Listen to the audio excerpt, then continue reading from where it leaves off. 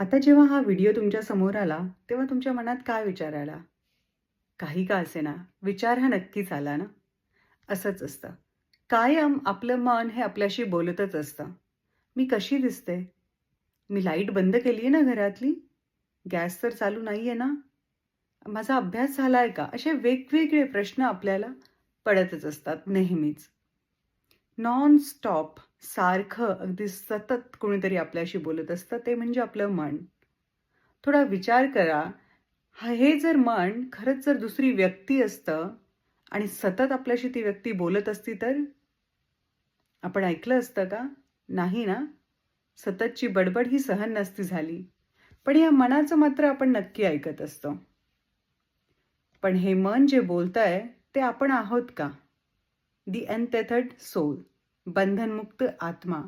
हे खूप छान पुस्तक मी आत्ता वाचते आणि त्यात असं लिहिलंय, तुमचे जे हे विचार असतात ना, ते तुम्ही नाहीये.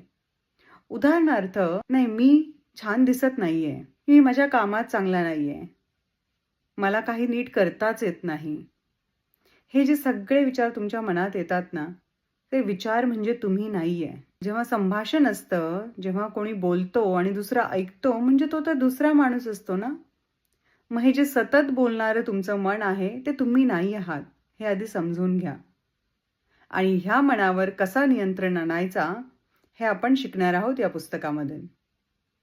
म्हणून नक्की लाईक करा, सबस्क्राईब करा आणि ज्यांना गरज आहे त्यांच्याबरोबर शेअरही करा. आता पुढचा व्हिडिओ येईपर्यंत तुमच्या विचारांशी लढू नका. फक्त त्यांना पाहायला शिका.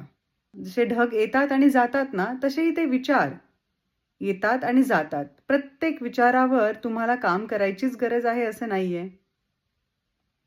कधी-कधी फक्त असा विचार करा, की हा कोणीतरी मित्र माझ्या बाजूला बसला आहे आणि तो बडबड करतोय. करू दे त्याला बडबड.